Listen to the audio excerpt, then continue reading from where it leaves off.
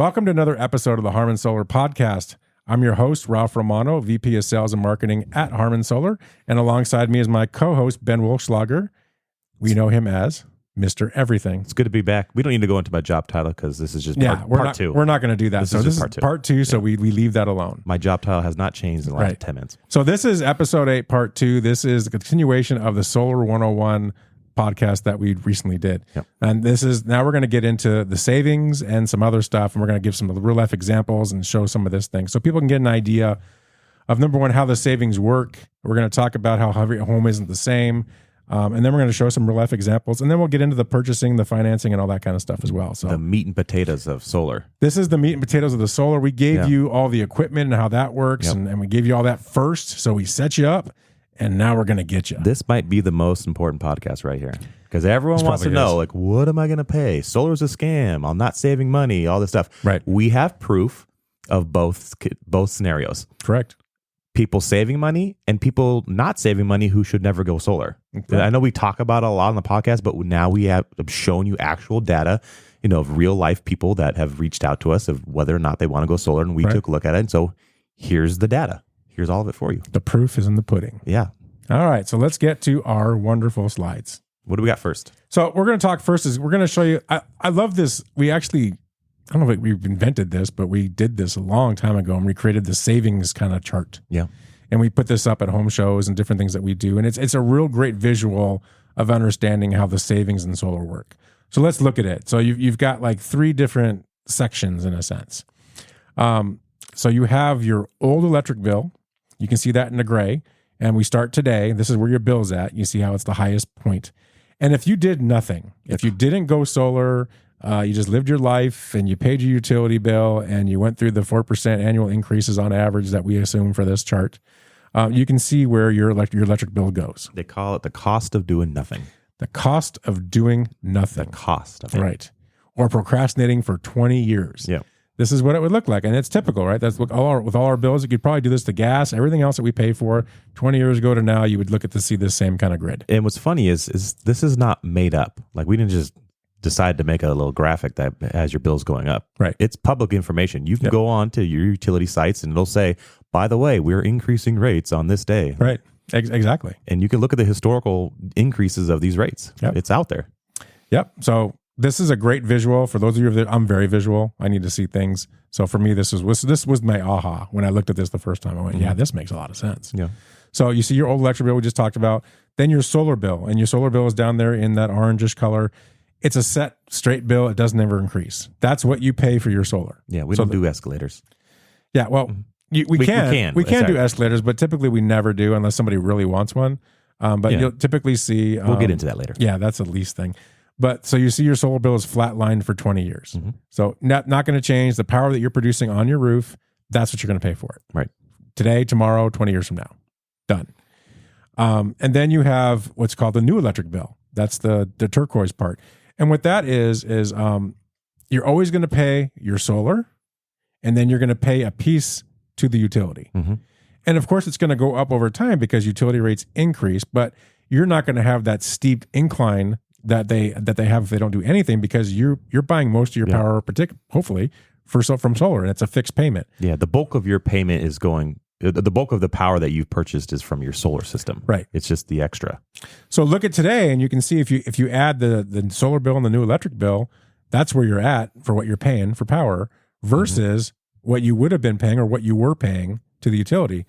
And then over time, you can see where your bill is, the two combined, versus what would be if you did nothing.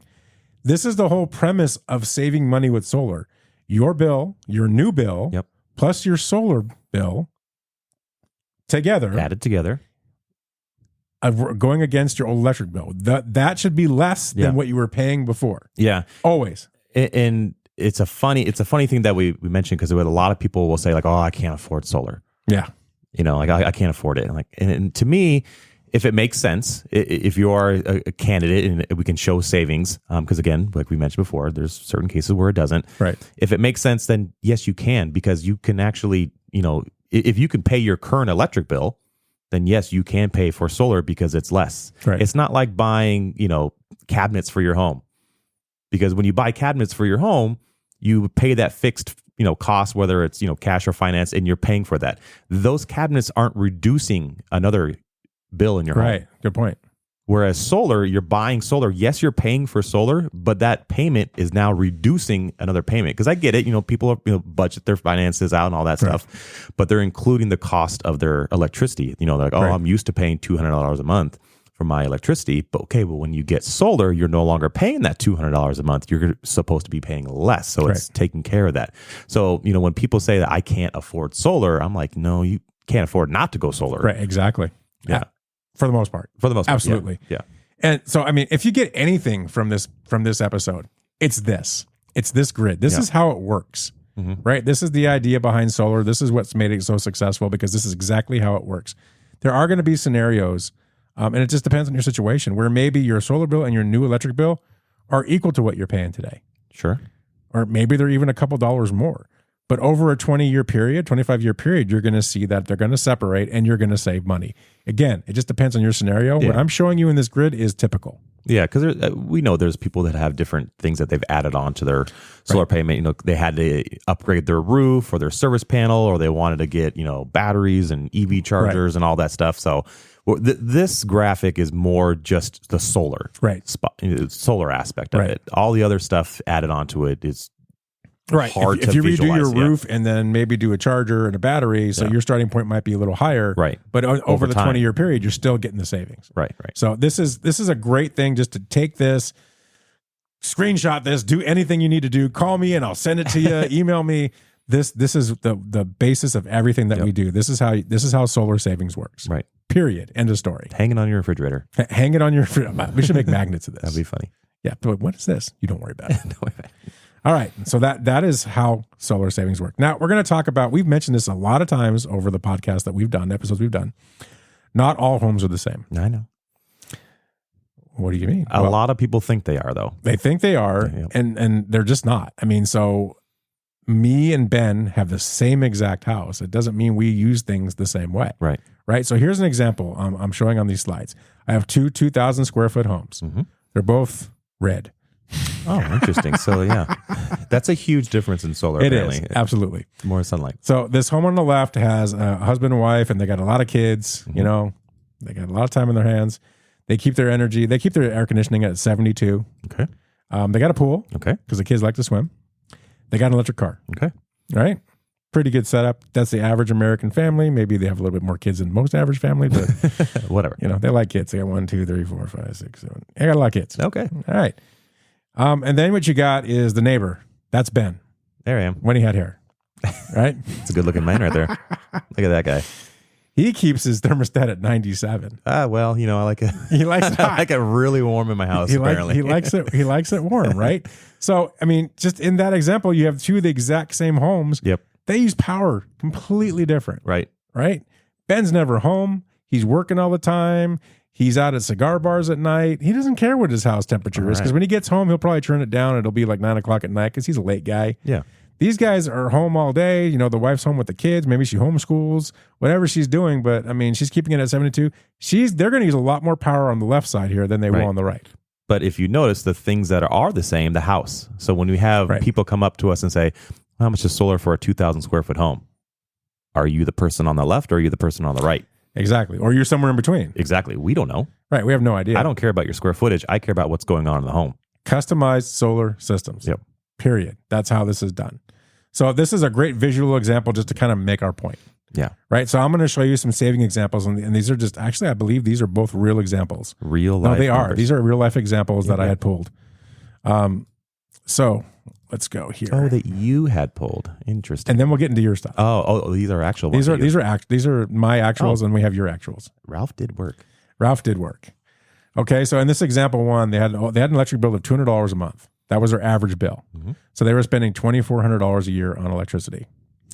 They went solar. They went with zero down, $90 per month for solar is what they were paying. Okay, pretty good deal. This is back when the rates were really low too. So this is an example from back then. Yeah. So zero down, $90 a month. Their electric bill now, their new bill is $35. So we just talked about the grid, right? Yep. $90 for solar, $35 is their new bill. That's a savings. How much? 90 plus 35 equals $125. 100. See, Ben, he knows math. Yeah. $125 a month on average for a new annual of $1,500 per year. Yeah. That goes back to what I was saying about kitchen cabinets. When you buy kitchen cabinets, it doesn't reduce anything. Right. Solar reduces a bill that you already are paying. Right. Exactly. And so this customer is now saving. So basically, they're spending $75 per month or $900 per year. That's what they're saving. Mm-hmm. I said that wrong. They're saving $75 a month on average, $900 per year is what they're saving. Pretty good. Pretty good. Right? I would like that extra $900 in my pocket a year. So one more example. So example number 2. Old electric bill, this is a bigger house, $400 per month was what they were paying on average. So they're paying $4,800 a year for solar. For power before solar. Yep. So they go ahead and go solar, zero down, $150 a month. Not bad. Bigger system. It's going to cost a little bit more. Right. It costs a little more. Their new electric bill, $35 a month. Okay. Pretty good. Yep.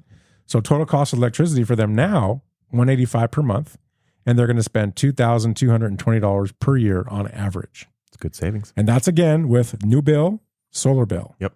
Added together. So we're at $2,220 per year.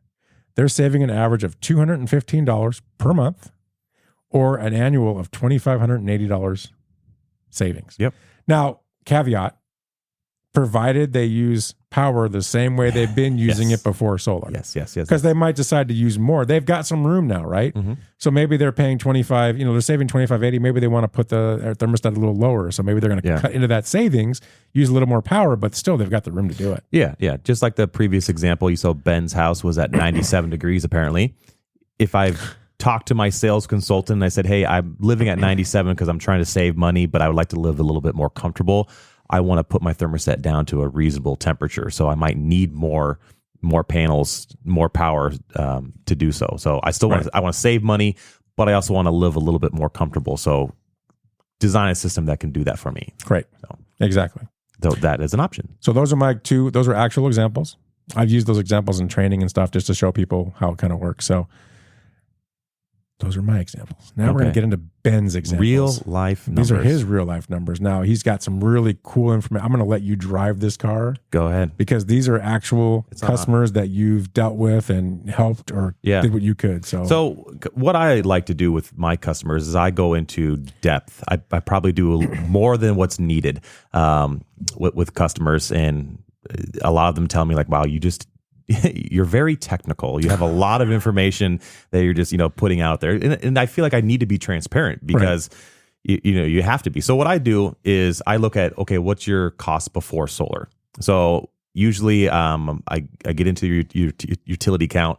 I pull data, see how much are you using, what time of day are you use the most power? Are you 20% on peak or are you a 10% on peak type person? What do you set your thermostat at? What's your future going to be like? I ask all those questions, and it's a lot of information that I ask because I need that so I can customize your system. So in this example, you see at the top, that's all before solar. So these are actual bills from someone paying before solar. So, in January, February, they're paying $222. And then as you can see that bell curve that we've talked about many times before, summertime, they were paying, $700, $600. Wow. Each month, and then it drops back down in the winter. Those are their before solar bills. Those are big bills. Yeah. Man. They used a lot of power. They used a ton of power. And again, this is their situation. So if you're looking at this and you're like, well, my bills aren't $700. Okay, well, that's you. This is their situation. Everyone's going to be different. So in their situation, that's how they use power and that's how that's how much they spent. After getting solar, their APS bills, I don't know if I should have said that. Is it APS? Sorry. It's okay. So their APS bills dropped down significantly, as you can see. That's insane. And this is what I tell people nowadays when you get solar, just because of how rates are and how the buybacks and the credits and all that stuff goes. If you are offsetting a lot of your power via solar, you're probably going to get negative bills in the early spring. And that's with those credits that we always talk about. You want to build credits. Credits are like your savings account.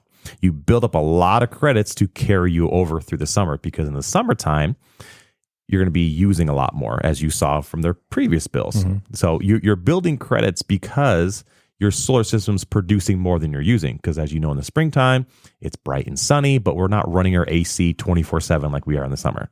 So where does that extra power go? Goes to the grid. Grid buys it at a certain rate, and you get credit for that. So this is an example of someone who's overproducing, but not by too much, but just overproducing enough so that they build up those credits, and they have negative bills in the springtime. So that's kind of nice. They went from paying, $200 and $400 in the spring to not having a bill for, what is that, 1, 2, 3, 4 months out of the year, not having a bill. You know what really is cool? You stands out. Their low bill before solar was $204, and that was their March bill. Mm-hmm. If you look at the March bill with solar, it's a negative $169. It's pretty good. A credit of $169. Yeah. And then if you look at the summer, like I looked at July, $737 bill before solar. Yep. July with solar, $87. Yeah. Now, obviously, that plus what they have to pay for solar, which you can talk about in a second. Right. But that's dramatic. It's a huge drop. This person, I guarantee you, they're loving the fact they were paying $5,000 a year for power. Right. They're not anymore. This is a great example. What I mentioned it a couple of times already. Kitchen cabinets. When you're buying kitchen cabinets, it doesn't reduce anything in your home. Right. Solar's reducing these already high bills. Yep. So when you say I can't afford solar, that's when I show people this and I go, well, if you can afford $200 a month, $200 a month, $500 a month, $700 a month, $600 a month, then I'm pretty sure you can afford negative 64, negative 123, negative 7. I can't afford to pay $5,000 to the utility, but right. I can afford that, but I can't afford to pay probably about $2,000. Right. I can't afford. I can afford to keep paying them more, but I can't afford to pay them less. That's backwards. Think about the golf clubs you can buy with the money you're saving. All right, gosh. calm down. And their loan is right there too. It's a 300-month loan, 1.49 APR. So again, solar's not free. I know there's a lot of bad information out there. You have to pay for solar. So then you have to ask yourself, okay, well, how much is the solar system, Ben? How much are they paying for that? Are they paying $500 a month for that? No, there's an actual screenshot right there of their solar loan. So it's a 300-month loan, 1.49% financing. This was a few years ago. Terms have changed. So if you want to quote an updated one, let us know. Their loan payment is $181.65. So even if you take their highest bill, which is, $159? So let's call it $160, and you add on their $181 a month loan. That's a lot lower than their $700 monthly summer payment before. 40% less. Yeah, so they're still saving money even with that loan. And the beauty of that is once the loan is paid off, then they don't have that loan payment anymore. So the savings is even greater. You have months where with the money you're saving, $231 credit, you have a negative $231 in April. Yeah. You put that, that covers your loan payment and gives you extra money. Right. That's what I tell a lot of my customers too is, just because you have a 20-year loan or a 25-year loan doesn't mean you have to spend the full 25 years paying that loan. If you notice like, wow, I didn't have an APS bill this month and I'm normally paying them about $200, maybe I'll take that $200 and just put it towards my loan. Yeah. Pay it off faster. That would make a lot of sense. Yeah. And just to prove to you this, we're not just making this up. Yeah. Right here. So this next slide is the actual before bill. It's one of the before bills, right? Yep. So if you see the total electricity charges before, bottom left-hand corner, they're paying $600. This was for the month of June and May. You can see that in the top right-hand corner. So next slide, after solar, $142 for the same month period. They used about the same amount of power, but now they only paid $142 for it. What you're saying is it kind of works. It kind of works. And again, that's $142. That was just their utility bill plus the $181 for the solar system is still significantly less than $600. Yeah. This is a great example. And maybe you could even kind of see the credits that are on the bill and all that stuff. Yeah, you can see they have a $143 credit because that's the extra power that they produce. It went to the grid and the utility company bought it back from them. So it reduced their bill because it was going to be $285, but then they had the credit from the previous month and rolled over, and that's what's really cool is the comparing the monthly uses. When you go to the very bottom on the right, your average daily cost, I think it's $474. Oh yeah, $474 this month. Last month, 45 cents. That one? Yeah, 45 cents. 45 cents. Yeah. Wow. It's pretty good. This is very good. This is a great example of why solar is such a great opportunity for everybody. Yeah. Now, this is not what everybody's going to experience. Right. But this is one example, and I know you're going to get into a bad idea here real soon. But this is, if it works for you, this is typically what it looks like. Again, there's a lot of people out there who shouldn't go solar. Right. This is one case that they're glad that they went solar because they are saving, thousands of dollars a year because of they were spending a lot before and now they're spending a lot less now. Right. So, and one of the things we talk about is Harmon Solar will tell you no. And people hate that. And we're gonna show you an example of somebody that we said no. Yep. And what we would have said, we would have said no to, but they went solar. Yeah, sometimes. I think if you Google my name and solar reviews, I do have a bad review out there because I told some person no, they shouldn't get solar because I did all the numbers. I looked at everything and I said, oh yeah, this actually doesn't make sense. And she was adamant about doing it anyways, and she decided to do it afterwards. And me, the type of person that I am, I decided to follow up and said, so how's everything going? Nice. And it turned out it wasn't a good idea. I'm like, Right. See, I told you, I'd rather make no money and sleep at night than than take advantage of someone just to make a quick buck. That's not who I am. So let's look at this person's case. This is This is again before and after, and I color coded and everything. So before they were paying APS about $100 some dollars in the early spring, got up to maybe about $400 in the summertime, which is when a lot of people start going, I should probably get solar. I have a $400 bill. Will it make sense for me? So that's why I do all this. You can't just look at the dollar amount. You can't just look at the total usage and go, oh yeah, you're paying a lot and you're using a lot. What I do is I take a look at, well, what rate are you paying? right. So what I do, the column to the far right is the rate. I take how much they're using and how much they're paying, and I divide those two. Right. Just like your payment at the pump. Mm-hmm. If gas is $4 a gallon and I get 10 gallons, that's $40. Right. So same thing with your utility bill. If I paid $120 and I used 1,190 kilowatt hours, that means I paid 10 cents per kilowatt hour. So I take that into account when I'm taking a look at it to see, is it going to make sense? Because right now in APS, the average, like we mentioned before, is about 16 cents. Yeah. This person's paying 11 cents. It's really good. They're way below average. Yeah, I was noticing that going, this person, their current situation before solar, it's not bad. Yeah. I absolutely would tell them no way. Yeah. You're doing good. And the reason why I found out, because they're not really home during on-peak times because of the work schedule. They don't pay really the expensive rates. Right. So they're mostly paying off-peak, and because they're home only at late at night and they're gone throughout the day. So it didn't really make sense for them because they were paying a pretty low rate to begin with. Now, the only way I would probably tell this person it could be a good idea is if I can give them solar and keep them pretty much where they're at. Yeah, I know that the future savings would be there, so that makes sense. Sure, but you can tell right off the bat when you go to this next part of this, this wasn't that way. Nope, not at all. No. So taking a look at, okay, once they got solar, yes, their bills went down. You're like, cool, I got negative bills, things like that. But look at my summer bills; they were pretty high.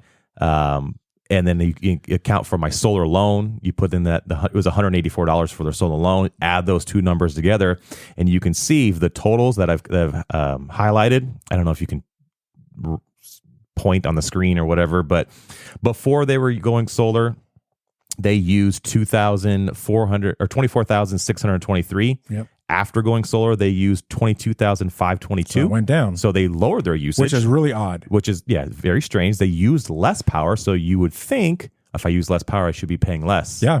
But they actually paid $3,598 versus $2,700.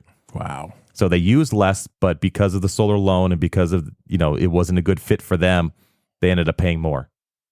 They went from an 11-cent average to 16 cents. 16 cents average. Man. So that's a case where you should not have gone solar. That's a bad idea. Yeah. And we do get these people that call in. They say, hey, the solar company I went with, they're out of business. Can you guys do an analysis? Because I don't think I'm saving money. Those calls usually go to me. And I take a look at them, and there's some times where I have to say, I'm sorry to say this, but I think you got taken advantage of. This could be a product of a lot of things. It could be a product of a sleazy salesperson who just made a really nice commission on this poor person, and they're paying for it. Yeah. Now, I mean, maybe 10 years from now, they might start seeing a break. Because the good part is they are locked in at that rate with APS. Once their solar loan is paid off, then they won't have that payment. The problem is it's probably about a 20 or 30 year loan, 25-year loan. So they're probably never going to really get ahead. They might reach a point where it's okay, but you're going to lose so much to get to that point. Right. The overall, when I'm quoting solar systems for customers, I need to see savings day one. Day one, year one, I want to see savings. Something. Yeah, really something close. Something, yeah. Not paying almost $1,000 more the first year. Yeah, there's got to be something there. So Or it's got to be really close, or it's got to be something, because you can't put yourself 10 years behind. No, You're never going to catch up. Yeah, they will see a savings. It just won't be right away. You're 18. Yeah. We've seen those, right? Yeah. Yeah, this is a bad salesperson that's taking advantage of somebody is Right. what I would say this is. A consumer that didn't really dive in to kind of figure out, what it was going to do for them. I bet you, and I'm looking at the payment, so that's actually a 184 solar loan all the way across. Yeah. So I wonder if it re-amortized. We're going to get into that stuff, but that's interesting because then it's going to get even worse. Sure. Yeah, exactly. Yikes. Yeah, but I mean, an unexperienced salesperson is just going to look at their usage. They're just going to go, oh, you used 24,623 kilowatt hours before solar, so I need to design a system that produces that. Yeah. Which, as you can see, they did. They produce. They have a system that produces that, but it didn't make sense for them to begin with because they didn't get the full story, all the information. What was the rate beforehand, and how much were they charging for solar and all that stuff. So we're gonna talk about how loans work in a little bit here, and you're gonna see that this 184 a month is going to become probably 270 a month. Yeah. In month 19, even worse. And so this poor person's they're probably never going to see savings. Yikes. That's horrible. That's unfortunately how some people in this industry are. And this is why we're doing this podcast. Yeah. All our podcasts that we do, we're trying to protect you guys from being caught in this situation. Yeah. Because unfortunately, we just see this too often. Yeah. And it's a shame. But it happens, and you got to protect yourself. I want to know your horror stories. So in the comment section on YouTube, yeah, I would love to tell us your horror story. I mean, I don't want to hear it, but I feel like it's good to put it out there and share it. I would share the good, share the bad. We'd love to share that with other people. But yeah, this is unfortunate. I feel sorry for this person because there's not a whole lot they're going to be able to do. I know. They're probably stuck. You can't even buy out of it. So, all right. A bad idea. That's definitely a bad idea. On to the next. Let's talk about somebody that we talked about offsets before. An offset is basically, so if you produce 20,000, you use 20,000 kilowatt hours, let's say a year. Mm-hmm. If we give you a system that gives you 20,000 kilowatt hours, that's 100% offset. Mm-hmm. A lot of people in the industry say, well, I'll tell you what, I'll do one better. Let me sell you even a bigger system and give you a 200% offset. You can produce 40,000 kilowatt hours, even though you only use 20, and the utility is going to buy all that back, and you're going to be loving life. You're never going to have a bill. Raise your hand if you had a sales rep say, you'll never have a bill with the APS. Ever. You'll never, ever, ever have a bill with the APS. So here's an example of somebody, and I'll let you talk about it. It's a 200% offset. You think they ever had a bill? Let's talk about it. Yeah. Again, this is what part of what I do at Harmon is people call in, they have me analyze their bills, whether they're our customers or other, customers from other companies that went out of business or whatever. I analyze them. So I take a look at, okay, what are you producing? What are you using? How much are you paying? What were you paying before solar? What were you paying after solar? So this was somebody that their solar production every month is way over their usage. So at the very bottom, you can see that the total usage was about 10,000 kilowatt hours. That's how much their home was actually using. But their solar system is producing 20,000 kilowatt hours. So it's producing twice as much as they're using. That's a lot. And again, that power has to go somewhere. The utility company is going to buy that. That's why you see a lot of all those negative bills on the right-hand side. APS bill, negative 75, negative 45. So it's great not having a bill. But if you go down to the summertime, because again, like we've talked about, in the summertime, you use more than you produce. Right. Because we're running our ACs 24/7. It's 110 degrees even at the middle of the night. So you're using more than you're producing. And as you can see, they still have a bill. Yeah, for about 3-4 months. 3-4 months, which is great and fantastic. He's only paying $152 but they have a year.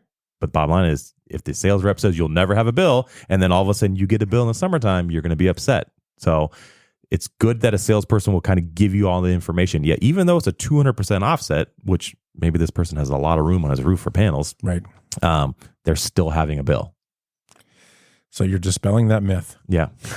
Well, because it's true. Well, how about 300% then, Ben? Like, okay, well, then maybe that $60 bill will be $30 or something. And you got to remember, too, if it's APS, for instance, I don't know if this is or not, but if this is APS, they're probably locked into a buyback rate for 10 years. Yeah. And then year 11, the buyback rate is whatever APS's buyback rate is that year. So if this person got locked in at an 8 cent buyback rate, but 10 years from now, the buyback rate's 2 cents. Yeah. They're going to lose big time in this scenario. Yeah. Because for the next 10 years, they're only going to get 2 cents. So they're going to get, 1/5, 1/4 of what the credit is now. Yeah. So it's not a good scenario for them. Yeah. I didn't put the a solar payment on there because they didn't finance it. They paid cash on it. So it's kind of irrelevant. But if they did finance it, then you got to put that into it as well. So then you're looking at, well, if I go too big, I still have to pay for that larger system. Right. So now you're paying for a system that's twice as big as you need. Be aware of the buyback rates, whatever utility you work with, because again, it's SRP 2.81 cents. That's it. That's tiny. You don't want to overproduce an SRP. No. APS, I think it's 7.4 right now, but it goes down 10% a year, and they're trying to even get it lower. Yeah. You need to understand how that's going to fit into your financial equation, because if you go too big, eventually it's going to get you. Yeah. So if you're paying 9 cents to produce, this guy's probably paying about 6 or 7 cents. I'd say 6 cents, maybe lower. Let's say 5 cents. He's probably paying 5 cents to produce this power because he paid cash. Right. But eventually, if he starts paying, if the buyback rate goes less than what he's paying, then he starts losing. He bought power for 5 cents to give it away for 3. For give it away 3. Yeah, you don't want to do that. You're losing money in that equation. Yeah. So in this case, he bought power for 5 cents, but he's selling it for 7, which is great. Right, but that's going to change. That's going to change in 10 years. Right. So that's a great example. I think we actually have the actual. Yeah. So this one's an okay that he has 200%. Maybe, I don't know what they keep the thermostat at in their home. Maybe if you don't want to make it a little bit cooler, or if they decide to get an electric car, you have that wiggle room. Right. You can, your bills aren't going to be affected that much because that's okay. You have a negative $134 in April, and you decide to get an electric car. Maybe it's now a negative 11. Negative $110 in April. Right. Still negative. So you have that extra room. So. Well, we talked about in the episode with Daniel when we talked about proposals. I mean, if you have future events coming up where you're going to put a pool in, or you're going to do a car or whatever, it's okay. We're going to build a system that's 125% or whatever, because you want to be ready for that event that's going to change, right? This is a little bit of overkill. Yeah. I mean, but it makes sense. When I start seeing things like 200% or higher, I start questioning the motivation of the salesperson, because honestly, the bigger system they sell, the more money they make. Yeah, the reason why this one came across my desk was because of, as you can see, I got it recently. He was saying, the sales guy said I wouldn't have a bill. In the past few months, I've gotten bills. Of course. Like, okay, you should be happy with your $152 a year, which is great. Yeah. But, whoever sold it to you was a little bit misleading, because you still do have bills in the summer. Right. So. Right. I mean, he's happy because he's obviously saving money, and I went through what he would have paid if he didn't have solar, but he was just a little upset that he was kind of misled, that he would, I would never have a bill, and he saw the first 9 months that he didn't have a bill, but then summer rolls around and says, guess what? You got a bill. You got a bill. You got mail. Yeah. That's a great example. You don't see that very often, for people to kind of show you this in your face. And there's the actual bill that he had, whereas the $65 Yeah, 65. Bill. Yeah, so there's that highest bill. So even though it's a huge system, I wasn't just making these numbers up on the spreadsheet. There's his actual bill. There's his bill. Yep. There's his credit. All right. Good examples. Thank you. That's really good I stuff. Worked hard. Yeah, I worked hard. I'm glad Ralph was asking me, like, oh, do we have examples of spreadsheets? And I was like, you understand, I have a whole computer full of just data that I can share. So if you want, reach out. I have tons and tons of data. I love looking at these numbers. All right. So we've showed you savings and how it works. I think we've showed you pretty clearly that you can't afford to not go solar in most cases. You just need to understand where that applies to you. Right. But if you look at our grid again, it could be crazy what you can spend. We're talking about 15, 16 cents for APS. When we first started in this 10 years ago, it was 9, 10. Yeah, somewhere around there. And the projection of the way things are going, that in 20 years it could be 30. 40? Could be like Hawaii. Could be, right? We could get that high. I mean, it's very possible. We don't know. So, I mean, you have to protect yourself against that. So, I mean, you really need to take a look and see if it makes sense or not. Most of the time it does. We've preached many, many times before, that, solar isn't for everyone, but everyone should take a look. Yeah, we should have a t-shirt made. Yeah. That's exactly what it is. It's not for, we should put that up at the home shows. Yeah. Solar is not for everyone, but everyone should take a look. Yeah. I love that. Because it's true. And we just showed you why everyone should take a look, because some of you, it's fantastic. Some of you run away from it. Right. So, all right, perfect. So now we've talked about savings. Now we're going to talk about how do you purchase solar? What mechanisms are in place, and what types of things are there? There's purchases, there's lease. Mm-hmm. So I call this purchase versus lease. Just like buying a car or a house. There's lots of different ways. You can buy it in cash. You can finance it. You can lease it. We don't know. Two scenarios, right? Cash purchase, finance purchase versus a lease. Yeah. All right. So we'll put cash and finance in the same boat for now versus a lease because they're very different, right? So there's ownership. You purchase it, whether it's cash or finance, it's your equipment. You own it. There's the warranties on it and all that stuff. It's great. You have ownership. There's tax credits. We don't want to get too deep into that, but there's a 30% federal tax credit. In Arizona, there's $1,000 up to $1,000 state tax credit. Mm-hmm. So if you have a tax liability, which means if you pay the government money every year, you can have this tax credit to put against that, and that's awesome. So you spend $30,000 on a system, you have a $9,000 tax credit plus actually $10,000 because you have the state one. So that's $10,000 you can put toward your liability. That makes a lot of sense. Yeah. Right. So a lot of us live in that situation, and that's when I would definitely look at a purchase versus a lease. Now, when you talk about a lease, you don't pay taxes to the government because you never owe them money. They always owe you money, or it zeroes out. So you can't take advantage of the tax credit. Well, then there's a lease option. And the lease option is kind of nice because the company that's giving you the lease, they take advantage of the tax credits. They use that tax credit, and then they pass that savings on to you. Because they own it. Right, because it's their system. Yeah, they're the ones who purchased it. It's not your system, it's their system. Mm-hmm. They maintain it, they monitor it, it's all on them. They give a production guarantee, they give warranties. So if it's not producing the way it should, they're going to take care of it because they need it to produce, because that's part of their responsibility to you. They're going to get the benefit of the credit, which is good for their business. It's basically a set it and forget it kind of system, right? You basically just put it on the roof. You're buying power. Yeah. You're paying for the power at a set kilowatt hour rate, and that's it. It's not your system. Yep.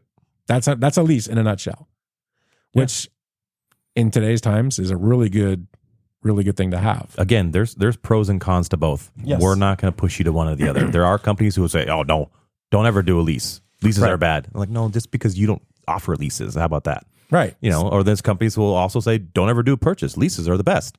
Right. Probably because you don't offer a purchase.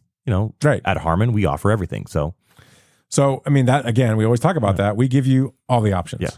And whatever makes sense for you, that's the way you should go. We're not going to push you one way or another. If you want to own it and you want to take tax credits, maybe you want to own it, you don't care about tax credits. That's great. Okay. We'll do it. we'll let you own it. You want to pay cash? That's great. You want to finance it? That's great. Whatever you want to do, we're just going to show you what makes, what it looks like in each way. So, I remember back in 2016, I want to say 16, 17, 98% of our business was leases. Yeah. I mean, that's all we sold. It was very rare to see anything but a lease. Because it made a lot of sense back then. With the way net metering worked back there and all that, I mean, it was a no-brainer. Yeah. Absolute no-brainer. Purchases were an option, but at that time, they just weren't as good. Yeah. Didn't matter whether you had a credit or not. Yeah. And they had prepaid leases where you could pay up front that one time. Those were fantastic. Those were phenomenal. They were so good, they got rid of them. Those were too good. Yeah, those were too good when people started realizing, wait a minute. But things change, cycles change. It all depends on what the utility offering is and everything else. And then that dictates how this goes. But so you have a purchase option, a lease option. We kind of gave you kind of the differences around that. And I'm not going to go into any more slides. That's really the end of my slides. And we're going to just talk about the different ways to buy a system. Mm-hmm. So let's get into that. It's like I said, there's cash, there's financing, and there's lease. All right. Cash is king. Sure. Cash will always look the best. Just like buying a car or a house or anything. That you pay cash. Yep. You own it. There's no payments. So you basically just have your new bill from your new solar bill.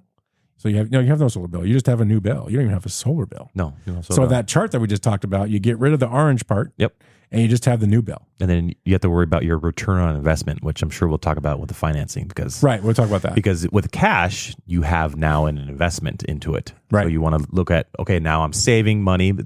My APS or SRP bills are now going down. What's my return on investment? Right. So I'm spending $20,000 on a solar system. How long is it going to take me to get that $20,000 back? Right. And that's going to be based on how much do I save each month, each year. I can't talk. Each month, each year. Yeah. And I would say a really good scenario is 5 to 6 years. Yeah, that's typical. Yeah. So if you're 5-6 years and you're earning your money back, you're loving life. If you have a sales representative who's showing you a 12-year return on investment or something, maybe ask some questions like, why is this? Are we charging too much? On cash. On cash, yeah. Well, we're talking cash right now. Well, that's the only way to have a return on investment. Right? Well, I know, but people talk about it in financing, which is dumb. I know. But so this is a cash conversation, right? Your return on investment should be probably 5 to 7 years. Yeah. If it goes higher than that, start questioning. You get into double-digit years on cash, Yeah. you're getting charged too much.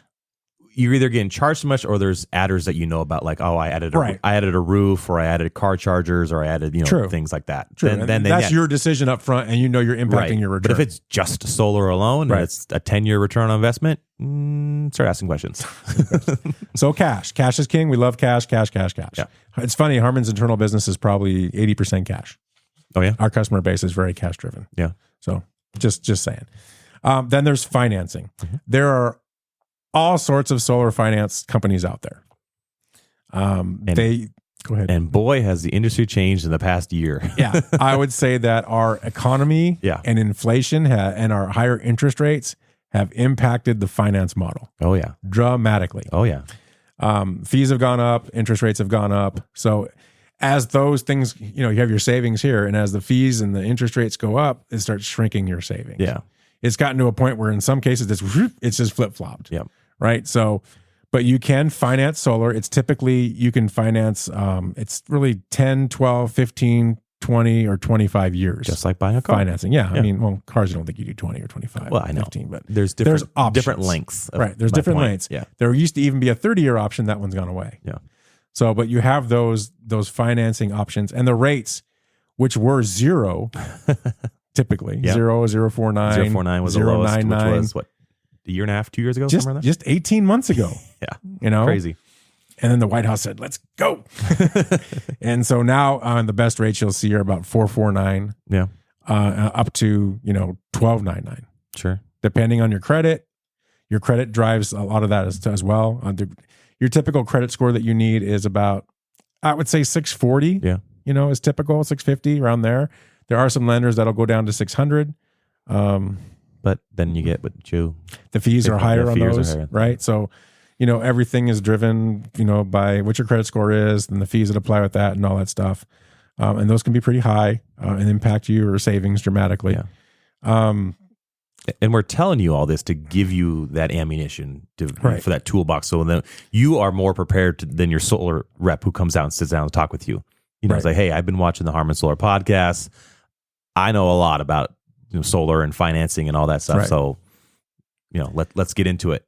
Look at the number. Yeah. So the one thing that I'll tell you is when you're financing solar, look at the amount you're financing. Yeah. It's the best way to say it. Yeah. Look at the total amount. I will tell you that there's an option out there. It's a credit union option that we have. It's a national credit union. And in this market today, it is by far the best option out there. It's pretty good. There's literally no fees in this loan. Mm-hmm. It's a $249 fee to join the credit union and do something else or whatever it was. Yeah, sign up fee. That's like your fee. And then the interest rate's about 7.99%. Yeah. And you will see that loan option by far is the best option that we have. And it's the one that 9 out of 10 of our deals go with. Yeah. It's just a good option. Yeah. But we have other ones. How many loan options do we have? Not options, but companies. 1, 2, 3, 4, 5 right now. See, buffet of options. We have a buffet. Yeah. And some of the stuff is really good. So it depends on you. Depends on what you want. But we have the options to show you. We're not going to guide you down one path. I would go down the cash path. If I had to finance, I'd probably go down the credit union path. Yeah. It just, for me, that makes the most sense. But we can show you all those different options. But again, to Ben's point, when you're getting pitched solar, make sure you look at this stuff and understand what these options are. Yeah. Because here's the thing about solar loans. This is where they're a little different. So obviously you get a 30% tax credit for solar. A lot of people, when they're selling you solar, are going to give you the number. They might say, okay, let's say your system is $50,000. They might come to you and say, well, it's not really 50, it's 35 because you have a 30% tax credit. Yeah. Right? Oh, yeah. Yeah. Oh, my favorite. That's not bad. 35 grand. That's pretty cool. Yeah. It's not 35, it's 50. It's 50. Okay. So don't deduct the tax credit. Yeah. They're making assumptions. Because here's what happens. Solar loans typically do something that's called re-amortization. So after 18 months, the loan re-amortizes. So what does that mean? So what that means is you got a $50,000 loan that they're saying is 35. If you take that $15,000 of the tax credit and put it into the loan, pay the loan company $15,000, your new balance is not $20,000. Right. Your new balance is $35,000. Right. Which is what your initial loan payment is based on. Right. So to keep your payment where it's at for month 19, you've got to put that $15,000, that tax credit, into that loan. Yep. That keeps your payment on and you're good to go. Let's say you don't do that. You don't do it. So you get the sales guy that says, hey, it's 15 grand. It's yours. Go buy a boat. Go buy a car. Go do this. Go do that. So don't do it. Okay, well, fine. So let's say you don't do it. That $35,000 loan is now a $50,000 loan. Yep. And the payment reflects the change. Off of $50,000. So that $180 payment is now $270 as an example. Yep. Month 19, your new bill is $270. You better have accounted for that $90 increase at month 19 because that is real and that's what happens. And don't let anyone tell you that that is not part of a solar loan because they're a liar. Yeah. It's every solar loan, period. It's how it works. Yep. Ask your sales rep how it adjusts like that. They better tell you. Right. It should be in the paperwork. So when you say, well, this $180 payment, that's perfect because I was paying $200 before, so I'm good. I'm saving $20. Right? That now all of a sudden, month 19, you're $70 behind. Yep. Now I'm paying more. You're paying more because now you get your solar loan that's $70 more, plus you're paying your bill to the utility. Yep. Now you're in that situation that we were just showing you. Right. Now imagine that poor person when it reamortizes. When it reamortizes at month 19. Yep. Wow. It's going to go up even higher. Right. So reamortization is real. Yep. Now, the one credit union that we have, what they do is the loan amount is the loan amount, and they charge you the payment on that loan amount. And then they give you... It's flipped, basically. It's flipped. Yeah, it's they show flipped. it flipped, yeah. And they give you three options where you can put into the loan 10% at any time, 3 different times during the life of the loan. And if you do that, it drops the payment. Yeah. If you don't do that, then don't do it. And the payment is what it is. Yeah. It never changes. Yeah. So in summary, a lot of sales reps will show you the fantastic low payment and they'll kind of ignore the high payment because they don't want to, show you that. Right. This loan options it's reversed. It shows you, hey, this is the highest it'll ever be. Worst case scenario. And it's only going to go down if you decide to put the tax credits towards it. And if you don't, then don't. Well, at least you know what the highest payment ever was. So, and even that highest payment is still pretty good. Yeah, it is pretty good. Yeah. I'm just gonna say when you're signing your paperwork or you're looking at your paperwork, look at right below the payment. There's typically a sentence or two, and it's usually in the proposal as well, and it talks about this loan will reamortize at this amount. Yeah. If you don't see that number anywhere, ask. Yeah. Say what's the reamortized amount on this loan if I don't pay the tax credit? You have to know that number and use that number to determine if this is a good thing for you or not. Don't use the good number. Yeah. Because that's going away. And if you want, I know this is not a service that we publicly advertise. If you do have quotes from other companies, we'll take a look. I'll take a look. I'll be honest. I'm sure Ralph is not going to like me saying this right now. I have looked at other solar proposals from other companies that are like legitimate companies like that we are. And I would look at their deal and go, that's a good deal. Go with them. Yeah. We've done that more than once. I have no problem doing that. So if you are hesitant about your quote, if it seems too good to be true and you think your salesperson's being dishonest, send it to us. We'll take an honest look at it and go, yeah, here's the reality of it. They're not telling you this or this and that, and we'll give you an honest opinion on what it really is. Yeah. So. And I would say that understand what the tax credit is and how it works. Talk to an accountant. Yes. Talk to H&R Block at the Walmart. Do whatever you got to do. Yeah. But ask the questions, not to a solar sales guy that's trying to sell you solar and make commission, but to an actual tax professional that can help you understand what's real and what's fake. Yeah. Because you need to understand, do you even have a liability to qualify for this? You need to understand, is this a real thing for you? Your tax situation, not what your sales rep is telling you. Right. Your tax situation is yours. Right. Make sure it's going to work for you. Make sure it makes sense for you because you did the homework and you found out. Because again, the guy across the table is trying to sell you something to make money. Yeah. So he's got his best interest in mind. Yeah, I know. You need to have your best interest in mind. When he comes to your house and says, "Yeah, you'll get the tax credit." Well, how do you know I'll get it? Right. You don't know my tax situation. You're going to get this. You're going to get that. You don't know anything about that. Right. If they didn't ask you, remember we've talked about this in previous episodes, is what red flags there are from a salesperson. Are they asking this? Are they asking that? I mean, go back and watch that. Yeah. You need to understand those things because it puts you in this scenario where you can this can really hurt you. As you saw in the previous slides. Yeah. That person is in a bad situation. They're not getting out of it. Unless they get an infusion of cash from somewhere. Well, and that's the sad reality of it too. You can't really go to court with that one situation. You signed everything. Right. Like the court's going to look at it like that's your signature on every single document that you agreed to. So you're stuck. And that's why there's a lot of bad publicity with solars, because people don't know what they're signing. They get into it and they realize, oh, this was a horrible decision, but now I'm stuck for 20 years. We'll get that phone call saying, hey, can you come take this off my roof because I don't want that. I'm going to buy a system from you. No. Yeah. It's too late. It's too late. There's nothing you can do. Yeah. So yeah, that's just a sad will reality. we take it off your roof because someone sold it to you? Sure, but it's going to cost you. But then you're still stuck with that payment of the panels that you paid. It's not going away. It's not going away. So, and then so we've talked cash, we've talked financing, and last we've kind of touched on leases. But leases, again, you don't own the system. A leasing company owns it. They takes the tax credit on it, and you basically are just buying the kilowatt hour power from that system from them. Maintenance free, worry free. If something goes wrong, it's their system. They take care of it. They give you production guarantees. If you produce less in a year than you should have, they typically will cut you a check at the end of the year. Or credit your account. If you're paying monthly for it, they credit your account. Yeah, one or the other. Yeah. I think I give you the option, but either way, you're still getting that money. You're getting that credit. Yeah. If it's not producing, they're going to go and see what's wrong with it, and they're going to have us come out and fix it. Yeah. I mean, so it's in their best interest to monitor that system to ensure that it's doing what it needs to do, because if it doesn't, it costs them money. Yeah, that's a major difference between purchases and leases too, because when a leasing company owns the system and it underproduces, they credit you the difference. Right. When you own this system, you own it. You're not crediting yourself the difference. So if it underproduces, if something goes wrong, which, it's going to happen, but if it underproduces, no one's writing you the check because you own it. Right. So you have to make sure, you have to be on top of your monitoring. You have to make sure that you monitor. Yeah. So when something goes wrong, you're like, hey, my bill is pretty high. Why is that? You need to contact us as soon as possible because it's your system, your responsibility. No one's writing you a check for that lost production, like a lease. Well, let me make that really, I'm going to say this really clear. Harmon does not monitor your solar system. We do not monitor them at all. Yeah. You are responsible to monitor that system. If you don't, and it's not producing, and then you call us and say, my system hasn't been producing for 6 months. Yep. Okay, we'll come fix it. Yeah. And we do the warranty work, but we're not paying you anything because it's your job to monitor it. Yeah, those 6 months. Right. Why didn't you contact us before? And if you have a lease, they're monitoring it because they want to make sure they fix it because they don't want to pay you. Right. So that's the difference. And here's my caveat. In the last part of this episode, we talked about Tesla inverters.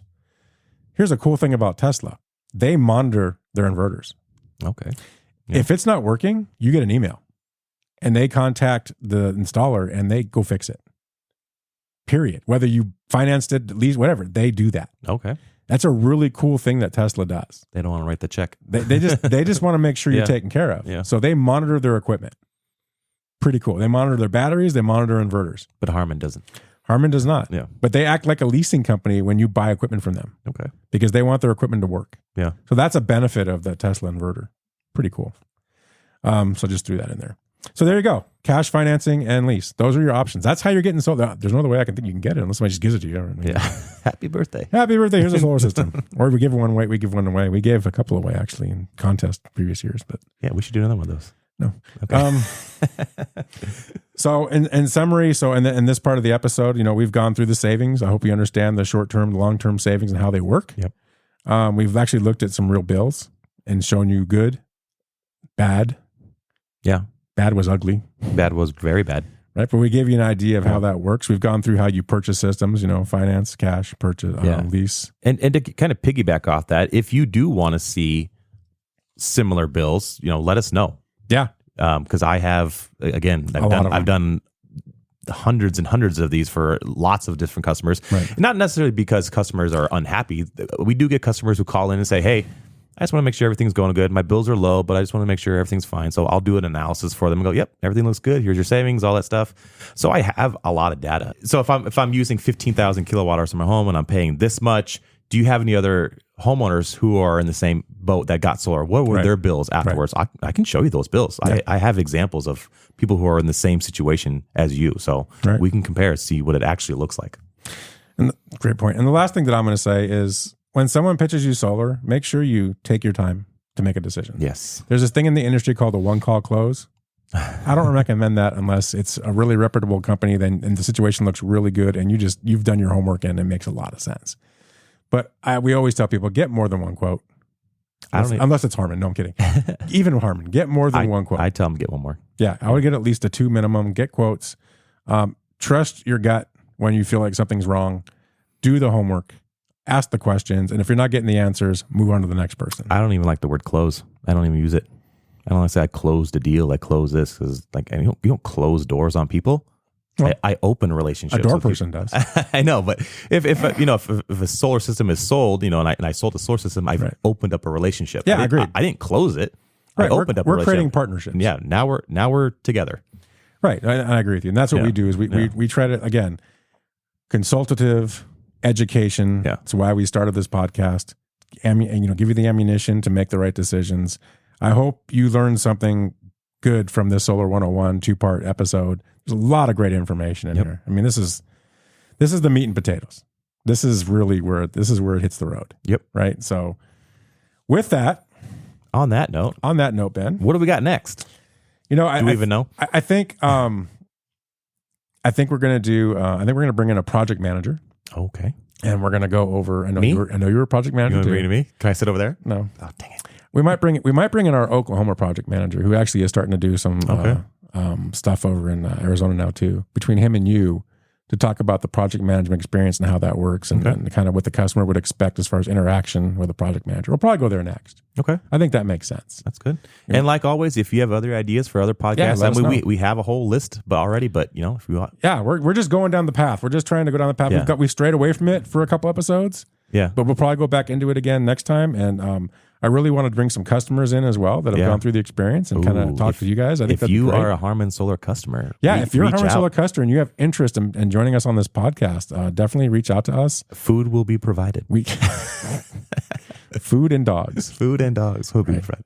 So thank you for tuning in again. I hope this was something where you learned something. I hope you got a lot out of this. If you have any questions, comments, please reach out to us. You know how to reach us, 800-281-3189, harmonsolar.com.